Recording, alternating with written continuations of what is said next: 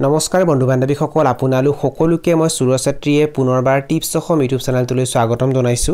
বন্ধু বান্ধৱীসকল এই ভিডিওটো আপোনালোকৰ বাবে অতি গুৰুত্বপূৰ্ণ হ'বলৈ গৈ আছে কিয়নো এই ভিডিওটোত মই আপোনালোকক জনাম যে যদি আপোনালোকে মুকলি পদ্ধতিত কুকুৰা পালন কৰে মানে যদি আপোনালোকে কুকুৰাবোৰক বাহিৰত এৰি পোহপাল দিয়ে তেনেহলে কি সমস্যা দেখিবলৈ পোৱা যায় কি বিপদৰ সন্মুখীন হোৱা দেখিবলৈ পোৱা যায় সেই বিষয়ে এই ভিডিওটো আপোনালোকে প্ৰথমৰ পৰা শেষলৈ ভালকৈ চাব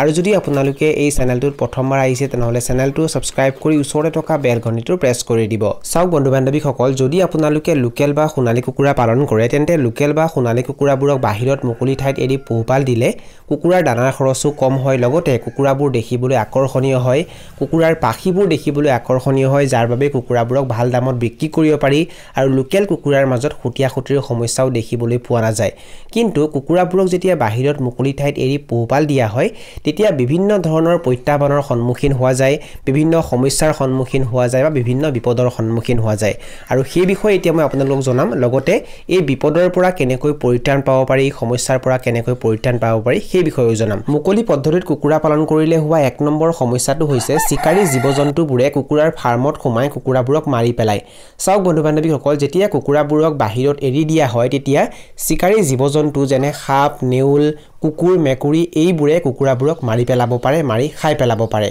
চাওক যদি আপোনালোকে এই সমস্যাটোৰ পৰা বা এই বিপদৰ পৰা পৰিত্ৰাণ পাব বিচাৰিছে তেনেহলে কুকুৰাবোৰক আপোনালোকে যিখিনি ঠাইত এৰি দিব সেই ঠাইখিনিত আপোনালোকে নেটৰ জালেৰে বা ফেন্সিঙেৰে ঘেৰি ৰাখিব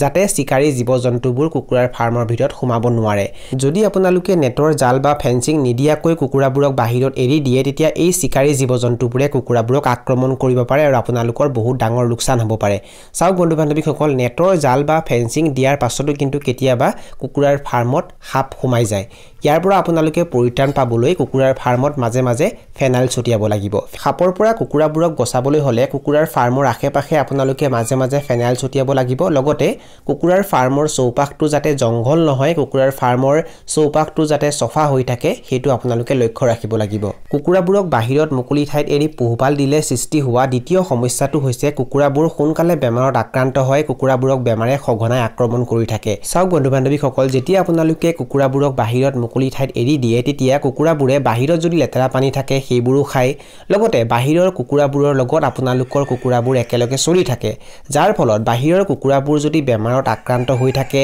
বা বাহিৰৰ কুকুৰাবোৰৰ মাজত যদি বেমাৰ বিয়পাব পৰা বীজাণু বা ইনফেকচন থাকে তেতিয়া সেই বেমাৰ আপোনালোকৰ কুকুৰাৰ মাজতো বিয়পি যায় যাৰ বাবে আপোনালোকৰ কুকুৰাবোৰ বেমাৰত আক্ৰান্ত হৈ মৰি শেষ হৈ যাব পাৰে চাওক যদি আপোনালোকে এই সমস্যাটোৰ পৰা পৰিত্ৰাণ পাব বিচাৰিছে তেন্তে কুকুৰাবোৰক আপোনালোকে এটা নিৰ্দিষ্ট ঠাইৰ ভিতৰত এৰি দিব লাগিব আৰু সেই ঠাইটো আপোনালোকে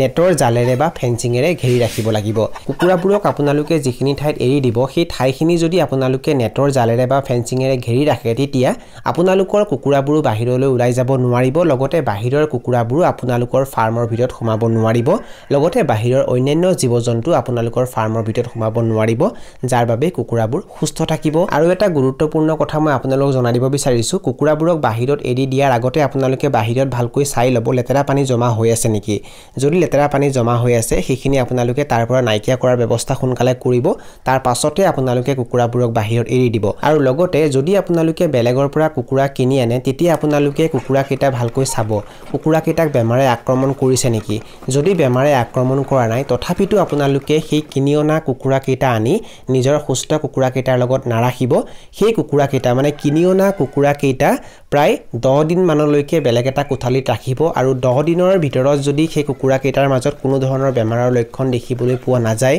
কুকুৰাবোৰ যদি সুস্থ থাকে তাৰ পাছতহে আপোনালোকে সেই কুকুৰাকেইটাক আপোনালোকৰ বাকি কুকুৰাকেইটাৰ লগত একলগ কৰিব তাৰ আগতে যদি কৰে তেতিয়া সেই কুকুৰাকেইটাৰ মাজত যদি কিবা বেমাৰ থাকে তেতিয়া কিন্তু সেই বেমাৰ আপোনালোকৰ কুকুৰাৰ মাজতো বিয়পি যাব পাৰে সেই কাৰণে আপোনালোকে এই কথাটো মনত ৰাখিব কুকুৰাবোৰক বাহিৰত মুকলি ঠাইত এৰি পোহপাল দিলে সৃষ্টি হোৱা তৃতীয় সমস্যাটো হৈছে কুকুৰাবোৰৰ খাদ্যৰ অভাৱ হয় বা পুষ্টিযুক্ত খাদ্যৰ অভাৱ হয় চাওক বন্ধু বান্ধৱীসকল বহুতে ভাবে যে কুকুৰাবোৰক বাহিৰত এৰি পোহপাল দিলে কুকুৰাবোৰক বেলেগকৈ দানা খাবলৈ দিবলগীয়া নহয় কুকুৰাবোৰে বাহিৰত ঘূৰি ফুৰি নিজৰ খাদ্য নিজে যোগাৰ কৰি লয় আৰু তেনেকৈ কুকুৰাবোৰ ডাঙৰ হয় যদি কুকুৰাবোৰক বাহিৰত এৰি দিয়াৰ পাছত কুকুৰাবোৰক বেলেগকৈ দানা খাবলৈ দিয়া নহয় পুষ্টিযুক্ত খাদ্য খাবলৈ দিয়া নহয় তেতিয়া কিন্তু কুকুৰাবোৰৰ বিকাশ ভালকৈ নহয় বা যদি আপোনালোকে কণী উৎপাদনৰ কাৰণে কুকুৰা পালন কৰে তেনেহলে কুকুৰাবোৰে কণী দিয়া কমাই দিয়ে লগতে কুকুৰাবোৰ দুৰ্বল হৈ যায় যাৰ বাবে কুকুৰাবোৰৰ ৰোগ প্ৰতিৰোধ ক্ষমতাও কমি যায় আৰু কুকুৰাবোৰক বিভিন্ন বেমাৰে সহজতে আক্ৰমণ কৰে চাওক বন্ধু বান্ধৱীসকল কুকুৰাবোৰক বাহিৰত মুকলি ঠাইত এৰি পোহপাল দিয়া মানে এইটো একেবাৰে নহয় যে কুকুৰাবোৰক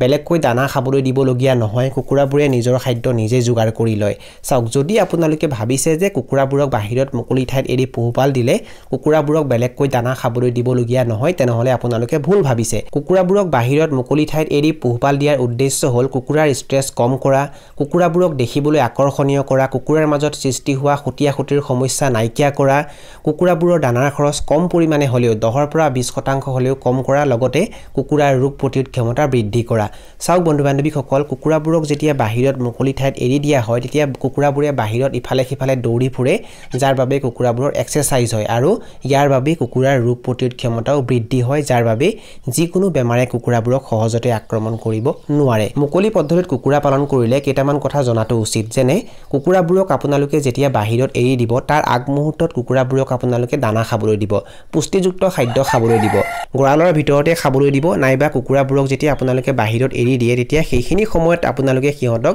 ভালকৈ দানা খাবলৈ দিব আৰু দানাখিনি খাই হোৱাৰ পাছত কুকুৰাবোৰে বাহিৰত চৰিবলৈ যাব আৰু আপোনালোকে সেই ঠাইখিনিতে মানে কুকুৰাবোৰ য'ত চৰি থাকে সেই ঠাইখিনিতে আপোনালোকে এটা পাত্ৰত পানী ভৰাই থব পানী ভৰাই থৈ দিলে সিহঁতৰ যেতিয়া পিয়া লাগিব তেতিয়া সিহঁতে আহি তাত পানী খাব ৰাতিপুৱা যেতিয়া কুকুৰাবোৰক আপোনালোকে দানা খাবলৈ দিব তেতিয়া দানাখিনি খাই হোৱাৰ পাছত কুকুৰাবোৰে দিনৰ দিনটো বাহিৰত চৰি থাকিব আৰু সন্ধিয়া হোৱাৰ লগে লগে যেতিয়া কুকুৰাবোৰ আহিব তেতিয়া আপোনালোকে গৰালৰ ভিতৰত বা গৰালৰ বাহিৰতে কুকুৰাবোৰক আকৌ দানা খাবলৈ দিব